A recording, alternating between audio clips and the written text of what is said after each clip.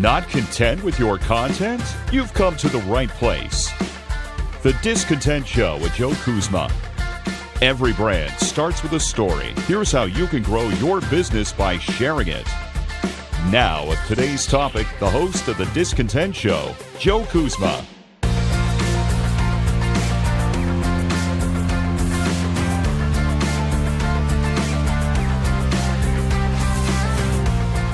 Hello, everyone, and welcome to The Discontent Show. My name is Joe Kuzma, and today I have yet another great topic for all of our marketing, content marketing, social media marketing hobbyists, and everyone else in between. Seriously, if you're a new or novice or maybe even an expert, I got some good information for you because I always have these discussions with various clients, even some friends that I help out. And I realized one thing the other day is, I tell everybody, hey, get into this blogging deal, share your articles or posts on social media, really get some juice out of this type of stuff. I'm always talking about being, just good enough. You don't have to dwell on overachieving and getting perfection in each thing that you write. However, there are maybe some of you, if you play video games, would call it a cheat code, or if you've ever seen the term life hack, I've got some life hacks for you today to tell you, there's some main differences between writing and blogging. Quite a few, actually, because if you were just to go and start writing the great American novel or type up a short story within Microsoft Word, it's not going to translate the same way with a blog. Now, it may look okay on the blog, but then when you go and you want to put it out on Facebook or Twitter or something like that, it's going to look a little weird or different. Now, I've had some topics like this to share ideas on how you can more maybe efficiently write. I talked about that in a previous episode, some of the tools or software you could use to clean up spelling, grammar, things of that nature. I even discussed, if those of you are using WordPress or a similar platform that has a featured image, some tips and tricks in order to make sure that those photos don't look all chewed up or out of place, or makes your stuff stand out more when you're on social media, when you're posting it to these various places where more than likely people are going to see it. Because let's just face it, unless, and this is one of the things that I'm going to talk about today, unless somebody's searching for something that you specifically wrote on, you may not show up very high on Google. And I don't think anybody uses Yahoo. Maybe some people get paid to use Bing, but it's basically Google's world, right? So they have to search for you direct, or they have to know or be a fan of yours, go straight to, like in my case, joekuzma.com/blog, and check that out very often. But more than likely, what they're going to do is they get the one kind of little community area like a Facebook or a Twitter where they're going to come across your stuff, everything that you're sharing out there, right? Excuse me.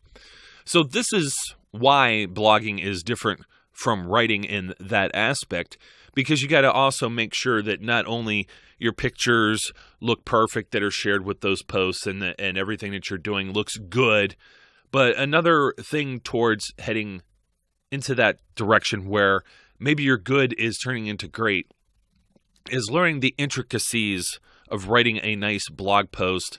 I like to call it an article. I call it a post. It's a little bit of an interchangeable type thing. Like I said, blog is still a dirty word to some people. It is my kitchen sink for everything. I love blogs. And as I mentioned, one of the biggest benefits of blogging is that Google sees your site is always updated.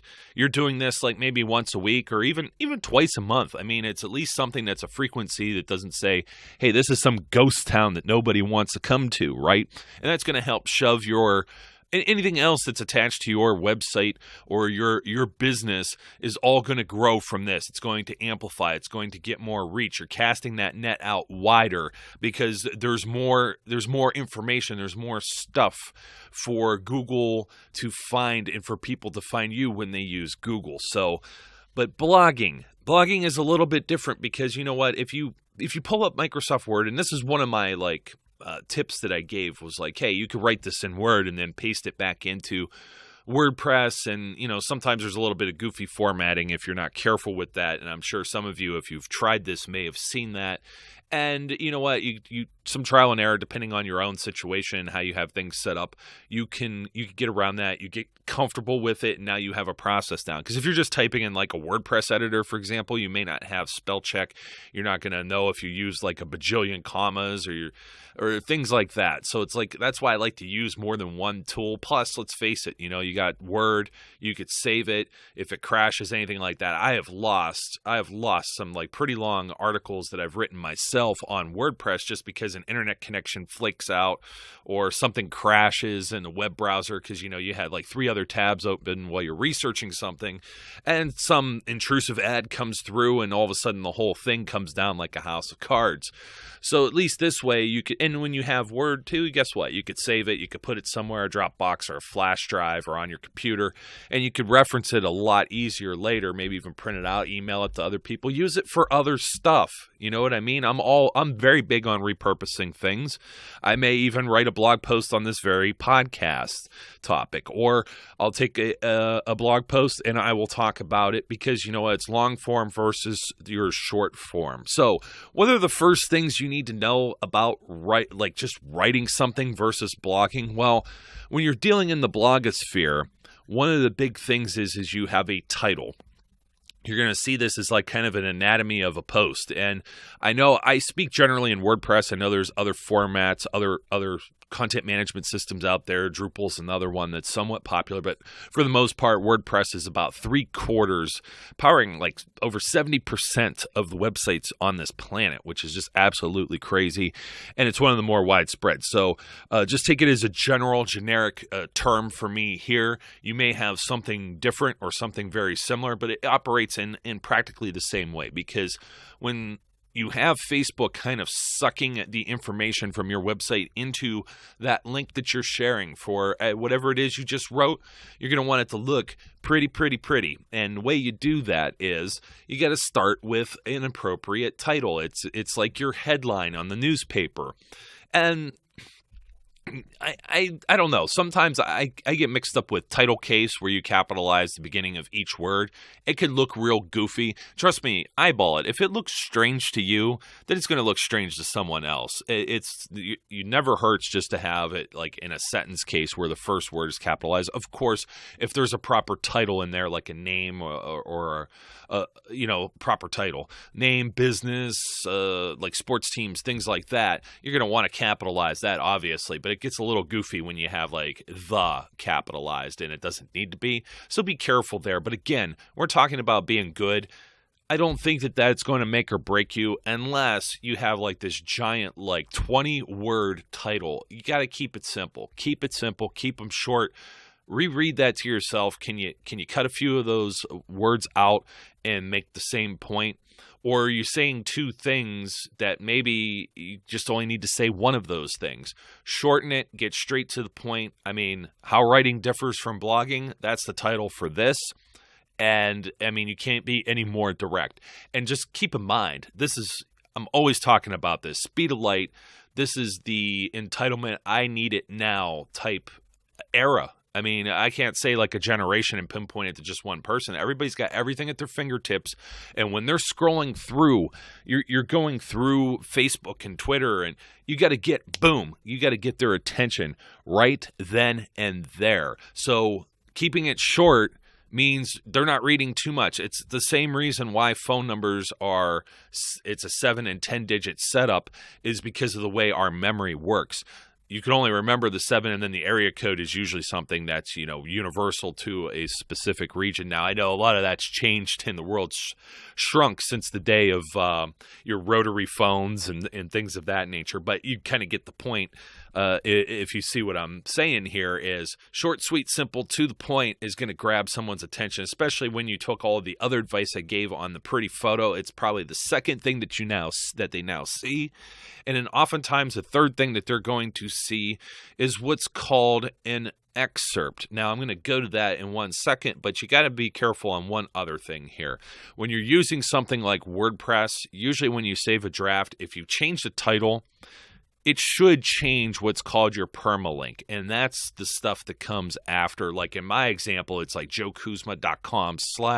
It's usually like a month and a day. It might be structured a little bit differently in your case, but it's still the same idea that then you got a month, day, / and then some words, maybe not all the words, because it'll trim out like, articles or special characters, things of that nature. And you got to look for that too, because if it trims out like a number, or if trims out, you use the ampersand instead of spelling out the word and you want to put it in there, go for it. It's not the end of the world if it's not in there. It doesn't have to be perfect, because mainly, let's just say, and this isn't like the perfect example, but how writing differs from blogging, it might trim out the word from. And it would be how writing differs blogging. And there's dashes in between there. How dash writing dash differs dash blogging. Not at the end of the world there, because your main keywords are still part of that URL, that path that you're going to be sharing. However, when you go to publish into the real world, you don't want to change the title after the fact, okay? Because now you've already put this link out there for all of the world to see, and you don't want to break it. So don't make a habit of changing that permalink after the fact. Beforehand, if you change the title, maybe I would rename this 7 Reasons Writing Differs from Blogging. And I hit save, and it didn't put 7 reasons in. It still says how in that place. There's usually a little edit button that you could change that. But it's something to look out for that a lot of people overlook. And there's a reason why it's the second thing on the screen, because it's like the most important thing other than the title. Now, the title carries a lot of weight when it comes to SEO and things of that nature. But just don't stuff it jam-packed full of anything you think are keywords. Because remember, sometimes less is more as well. You want to keep it simple. You write, like, you wrote a lot of stuff, and you're trying to jam 4 keywords in. Maybe you have 2 articles, maybe you have 4, because you're focusing on 4 keywords and you wrote an awful lot of stuff.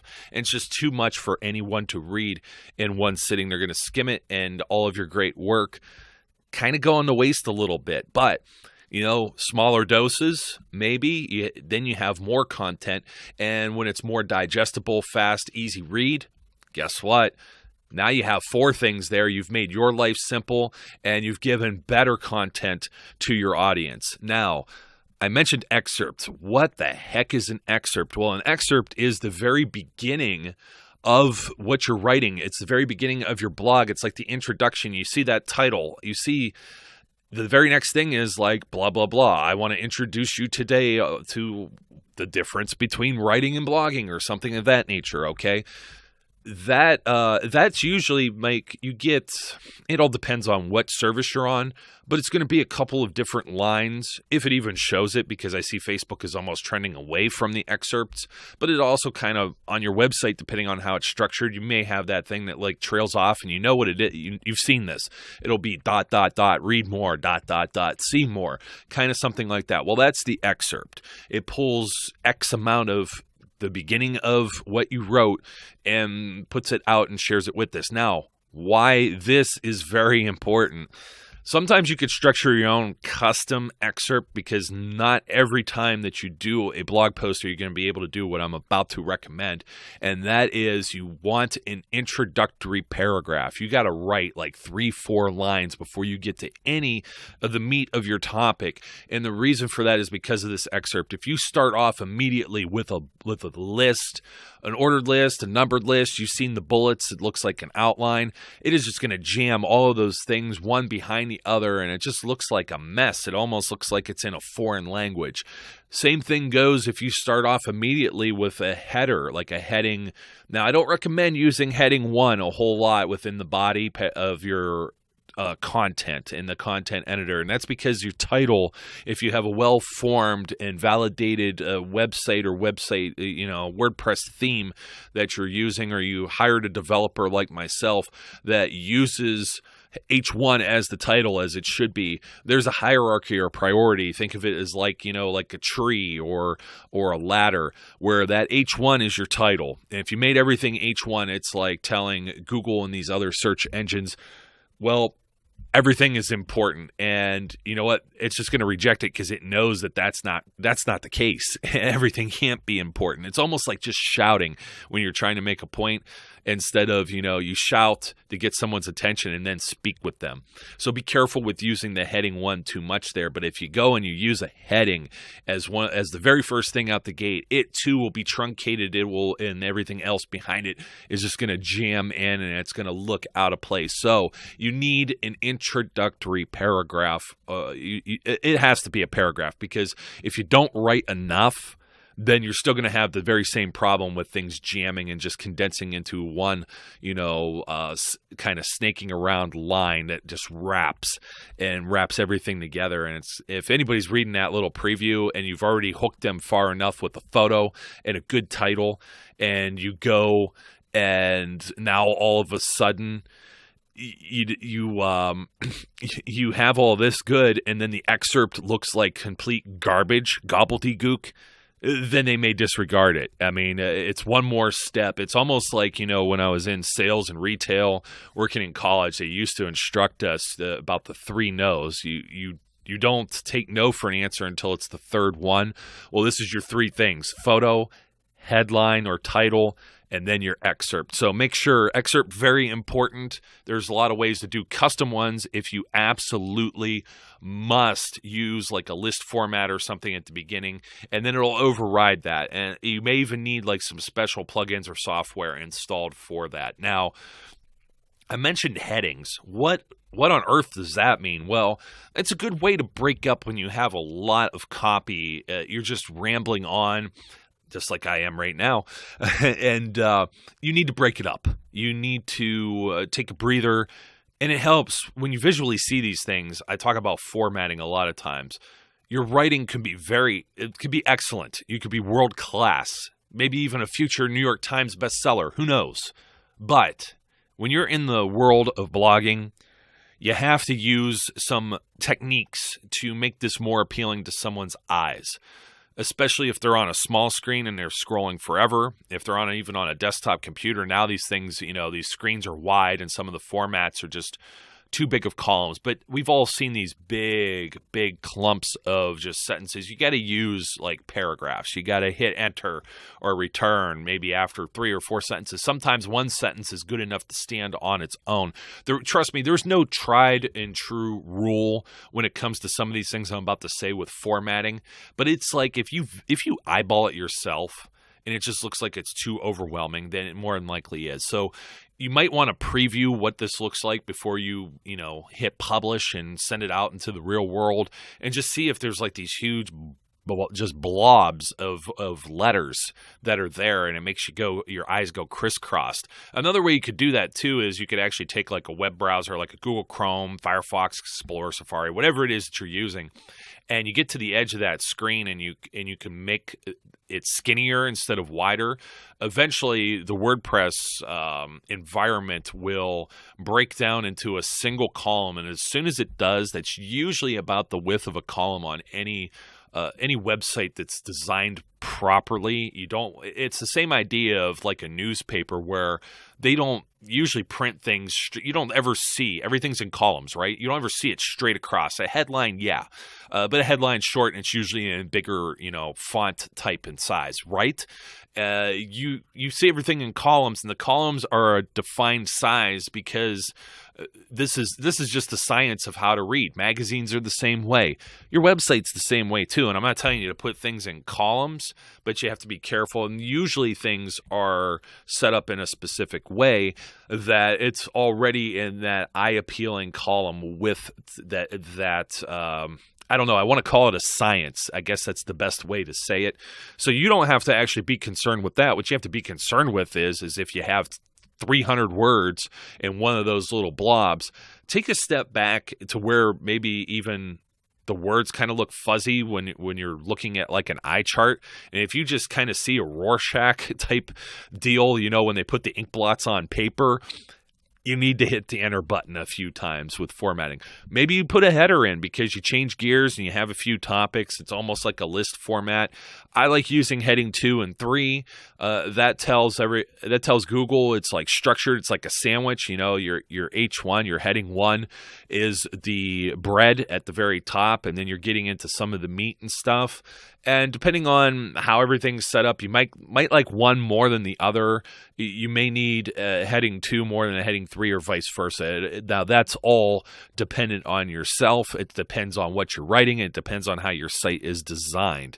So keep that in mind with formatting. Another thing that you can do, actually, and I talk about run-on sentences, deleting commas and things like that. If you're using the proper type of software, you're going to see that that's the case. When you try and like make that column a little skinnier, the content editor, so you could see what it looks like, or previewing it, then you're going to know if you have run-on sentences too. And it's like, don't make like the habit of having a paragraph that's just one sentence.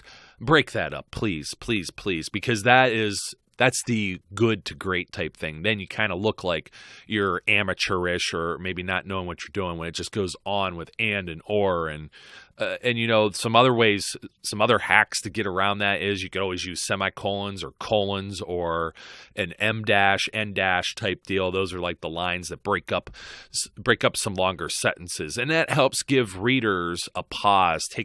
They're taking a breath when reading with their eyes. It gives them a little bit of a break and helps make everything a lot easier to read.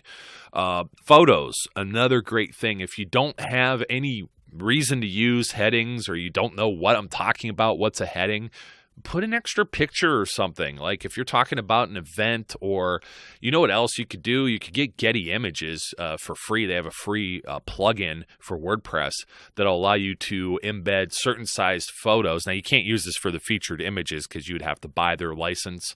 But this is actually, when I was talking about finding free or royalty-free photos, this is a good way to pull stuff from their library within your actual blog post and make it look pretty. And you know what? They embed some ads and stuff in there, but it's a small price for you to pay to have access to like millions of high quality photos, really at no charge. Do you really care if they're getting like a couple cents off an ad that might pop up in the photo at some time? No, we don't care about that. This is all about making you look good, and this is a mutually beneficial thing if you ended up doing something like that. So we're talking about like, the length of an actual blog or an article. I don't try and go 800 to 1,000 is fine. I know there's some areas, like if you actually do some professional writing, it's 500 or 600 minimum sometimes. Don't leave yourself to like minimums and maximums. Just know that if you see a word count and it's like 2,000, you should probably start thinking about splitting that in half and making yourself 2 blog posts, because you've spent an awful lot of time on this and you're only getting 1 run on it. Okay. And also, people, you're going to have some readers that are skimmers, part of your audience. They're not going to read the entire thing. Trust me. And it's just, it could be overwhelming. They may not even have time. They might be on a lunch break. I was going to say a bathroom break. Yes, some of you take your phone into there too. I know it. I won't tell you how I know that. Maybe I'm guilty of that as well. But you know what? It's all the more time that people have maybe private during their weekdays. They have a short amount of time while they're cooking dinner or doing something else, winding down at night, and they're not going to be able to read this entire thing. You want everything that you wrote to be read. Make it easier for people to read it, is what I say. Another thing that you want to do, and this is, let's talk about the difference in tone here. And it depends on like your industry, depends on what you're trying to project yourself as an expert in what field. Formal versus informal language. There's some words like so, very, just, really. These are the things we say as we in a conversation that just, they have no place in a blog. You got to be careful with some of this stuff. You got to be careful. Sometimes just even talking about yourself can be talking too much.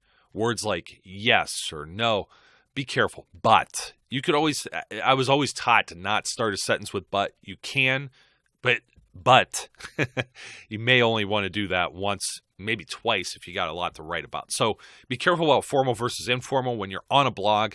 I think most people understand that informal is acceptable. If you're also too formal, it might just be too much. Links. Never hurts to cross-link to another topic, another business, somebody that you're talking about. If they're higher ranking, that's going to eventually help you, and they will appreciate the backlinks as well. That helps your SEO, and I mentioned keywords if you're already talking about what it is that you need to talk about, and you're getting that point across. More than likely, you already have all the keywords that you need in there, but, it's like the thesaurus type idea. You don't want to repeat the same thing over and over. Try and spice it up. If you have some alternative language that you could use, guess what? You've just added more keywords to your blog post, to your article, and you're going to be a successful content marketer for doing such. Folks, I hope you enjoyed this episode. I can't believe this was sitting right here in front of my face. A few people sent me articles during the week. I go through them, I skim and scan them for errors. I try and format them from a writing aspect into a blog, and I said, bing, light bulb goes off. This is something that's very helpful for my listeners.